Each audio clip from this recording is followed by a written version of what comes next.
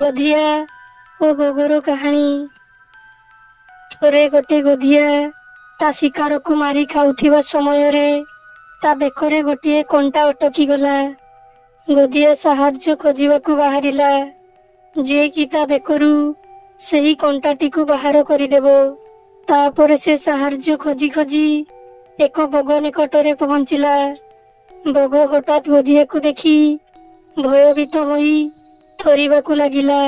ଗଧିଆ ତା ବେକରେ ଲାଗିଥିବା କଣ୍ଟାଟିକୁ ବଗକୁ କାଢ଼ିବା ପାଇଁ ଅନୁରୋଧ କରିଲା। ବଗ ଭାବିଲା, ବୋଧହୁଏ ଗଧିଆର ଜୀବନ ବଞ୍ଚାଇବା ବଦଳରେ ସେ ମୋତେ ନିଶ୍ଚିତ ପୁରସ୍କାର ଦେବ। ବଗ ସାହାଯ୍ୟ କରିବା ପାଇଁ ରାଜି ହୋଇଗଲା। ସେ ଗଧିଆର ବେକରୁ ନିଜର ଲମ୍ବା ଥଣ୍ଟ ଦ୍ୱାରା କଣ୍ଟାଟିକୁ କାଢ଼ିବା ମାତ୍ରକେ ଗଧିଆ ବଗକୁ ମଧ୍ୟ ମାରି ଖାଇଗଲା। ଶିକ୍ଷା।